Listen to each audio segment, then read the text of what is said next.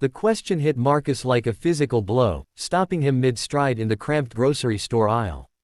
His 6-year-old daughter Emma stood beside their nearly empty cart, her brown eyes searching his face with that heartbreaking mixture of innocence and worry that only children facing hardship can display. "Mommy, do you think God forgot us?" Marcus felt his chest tighten. Emma still sometimes called him Mommy, even though he was her father, a remnant from when she was learning to speak, when Mommy simply meant the parent who was always there. After Sarah left them 2 years ago, he'd become both mother and father, and he'd never corrected the name because it reminded him that he was enough, that he could be everything his daughter needed. But standing there, staring at the meager contents of their cart, a loaf of bread, peanut butter, and generic cereal, he wondered if he really was enough. The final eviction notice had arrived that morning, bright red letters declaring they had 7 days to vacate their apartment. His hours at the warehouse had been cut again, and the medical bills from Emma's asthma treatments kept piling up. Marcus knelt down, eye level with his daughter, and brushed a strand of hair from her face. "God didn't forget us, sweetheart. Sometimes life is just hard. But we're going to be okay." Even as he said the words, he wasn't sure he believed them. That evening, after putting Emma to bed in their aging apartment, Marcus sat at the kitchen table with his head in his hands. The math wasn't working. No matter how he calculated, shuffled, or borrowed from one desperate category to pay another, the numbers wouldn't add up. They were $500 short on rent, the electricity bill was overdue, and Emma needed her medication refilled by the end of the week. He thought about calling his brother in Chicago, but James had his own family struggling through rising costs. His parents were gone, and Sarah, well, Sarah had made it clear she wanted nothing to do with their life when she'd driven away without looking back. The next morning, Marcus woke to find Emma standing by the window, her small face pressed against the glass. "Daddy, look, someone left something at our door." On the weathered doormat sat a plain cardboard box. No note, no return address. Marcus opened it cautiously and found it filled with groceries, real groceries. Fresh vegetables, fruit, chicken, pasta, and tucked in the corner, Emma's favorite strawberry yogurt that he could never afford. "Is it for us?" Emma whispered, her eyes wide. I don't know, baby. But it was. And the next day, there was another box. This one contained children's clothes, perfectly sized for Emma, and a gift card to the local pharmacy with a simple unsigned note, "For whatever you need." Marcus stood in his doorway, looking up and down the hallway of their building, trying to spot whoever was doing this. The corridor was empty, silent except for the hum of fluorescent lights and the muffled sound of a television from a neighboring unit. The boxes kept coming. Every morning for a week, something appeared. Children's books. A winter coat for Emma. A grocery store gift card. Each one unsigned, each one exactly what they needed at precisely the right moment. On the 8th day, Marcus woke early and positioned himself by the window, determined to catch their mysterious benefactor. At dawn, he watched as a figure approached their building, not from the parking lot, but from the street, walking with a slight limp. The man was older, maybe in his 60s, wearing worn work clothes and carrying another box. Marcus grabbed his jacket and hurried downstairs, catching the man just as he was setting the box down. "Wait, please, wait." The older man straightened, startled. His face was weathered and kind, with deep lines that spoke of a life well lived. "I didn't mean to disturb anyone this early.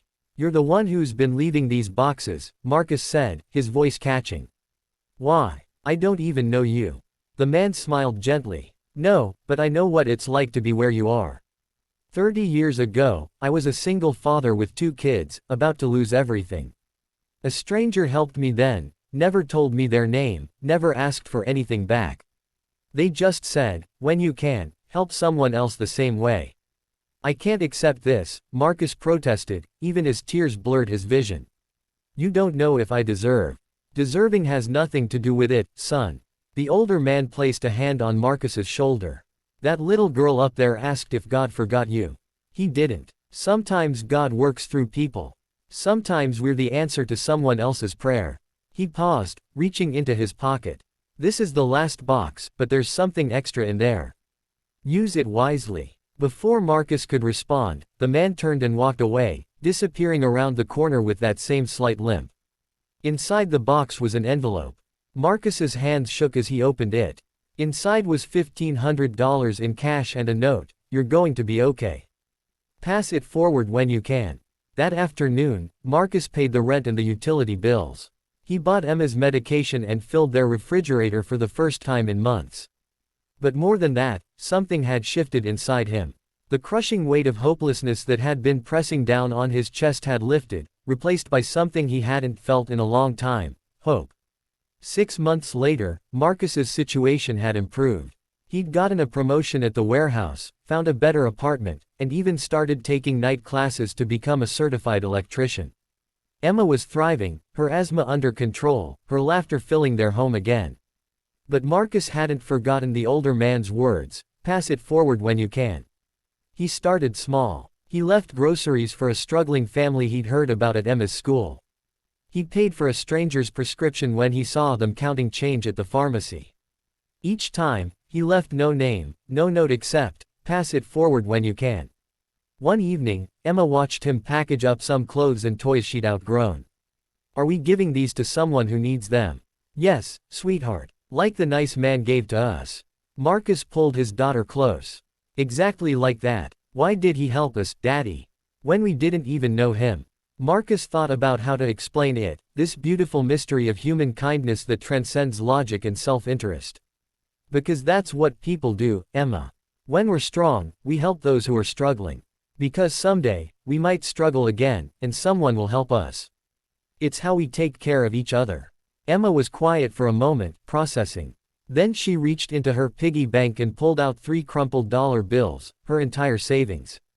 "Can we give this to someone too?" Marcus felt tears prick his eyes. "Are you sure? I want to pass it forward, Daddy. So someone else knows that God didn't forget them either." That night, they delivered the package together to a family in their old building. As they walked back to their car, Emma slipped her small hand into his. "Daddy." "Yes, baby. I don't think God ever forgot us.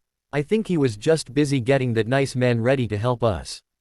Marcus looked down at his daughter, this wise little soul who had asked him the hardest question and somehow found the answer herself. "You might be right, Emma. You might be exactly right." The world kept turning, bills kept coming, and life remained complicated and challenging. But Marcus had learned something profound in those dark days and the bright ones that followed: we are never truly alone. Somewhere, someone is willing to be the answer to a stranger's prayer. And sometimes, we get to be that answer for someone else. That's not God forgetting us. That's God remembering us through each other's hands.